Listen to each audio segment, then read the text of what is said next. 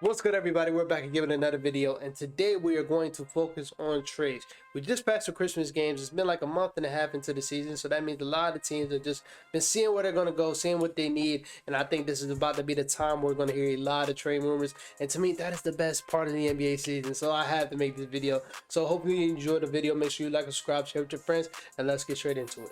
So I have this in groups as far as the teams. I have this in groups, and then next to the groups I have the type of player that I think they should get. For this group right here that we're going to talk about, which is the 76ers, the Kings, the Lakers, and Mavs, and Warriors, this group is going to be about finding a third option, because I feel like these teams need that third option, because I feel like the first two is obviously solidified.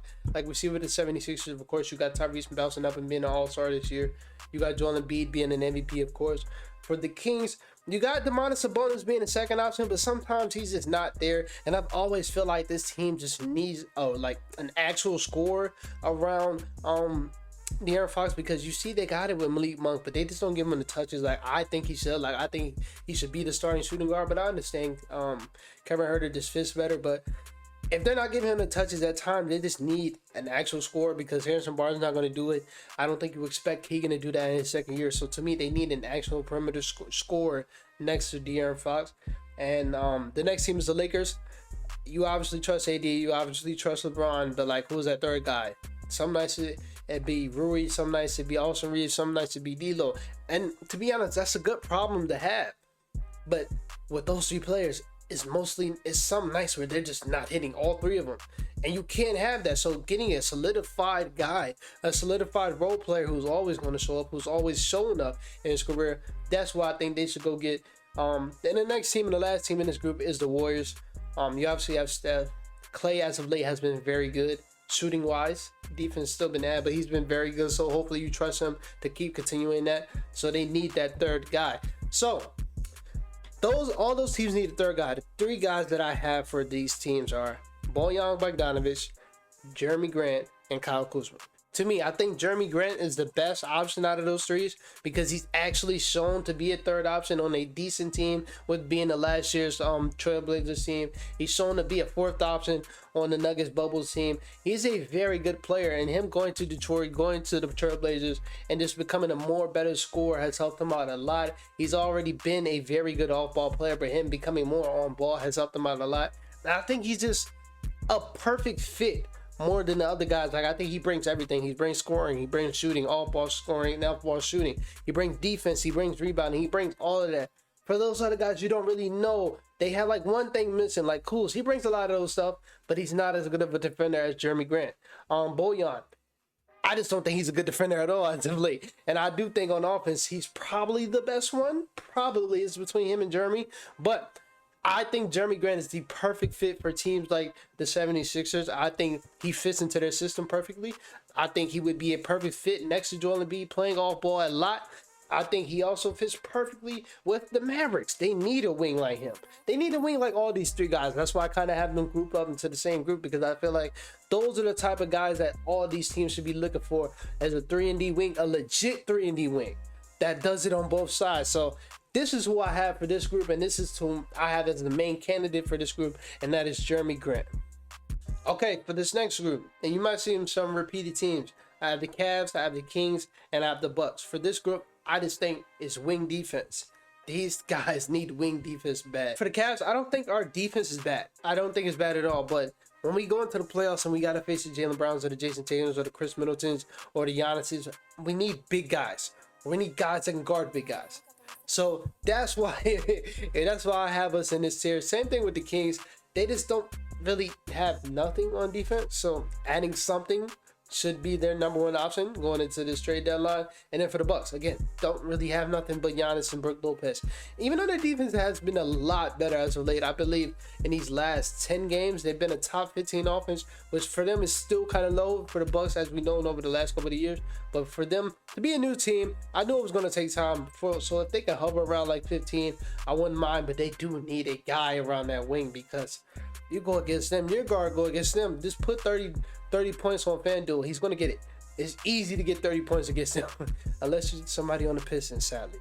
But for those teams, the guy I have is Alex Caruso. Listen, Alex Caruso is probably one of the most valuable trade options. I'm like dead serious when I say this. Whatever team he gets traded to, they will be my favorite. I don't care if it's the Cavs. I don't care if it's the Bucks. I don't care if it's the Kings. I don't even care if it's the damn Pacers. That's just how impactful of a player Alex Caruso is. And I think if he goes to a team like the Bucks, it gets scary for everyone. For the Cavs, he speeds up our rebuild. Even though we're not rebuilding, but he speeds the process up for us. If he goes to a team like the Kings, he makes them the most scariest team in the West other than the Nuggets. Alex Caruso is that impactful. And then another name I got here is Dorian Finney-Smith. The reason why I have Alex Caruso highlights because Dorian Finney-Smith is not close to Alex Caruso. And who wants to watch Dorian Finney-Smith defensive highlights when you can watch Alex Caruso? But Dorian Finney-Smith, the reason why I wanted him on this tier, because I feel like he brings a lot of the stuff that Alex Caruso does bring, which is the defense, which is the scoring, which is sometimes the leadership. I feel like he's a leader for that team. And I think he fits perfectly with all three of these teams, especially for a team like the Cavs and the Bucks. Just gives them some size on the wing that they really need. So this is who I would have for this tier, and I would say this is kind of like 3D tier, but that tier above is more so about being a third option. This is legit only about defense, and whatever you bring on offense is a plus. Okay, this last tier has the Clippers, the Bucks, the Pelicans, and the Suns.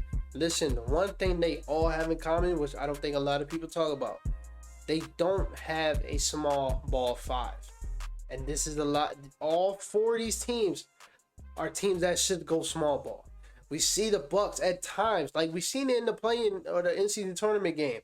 If Brook Lopez is in the fourth and he's facing a pick and roll heavy team, he's getting exposed because he's not coming up there and guarding up. We see it with the Clippers all the time. You even know Ty Lue loves the small ball stuff. Him and Steve Kerr are the small ball kings. And we even see it at times. Ivica Zubac, I think that's how you say his name. He's just not as effective in the postseason. And that's what they're playing for. The Pelicans, they've been trying to go small ball, but Zion can't play that shit.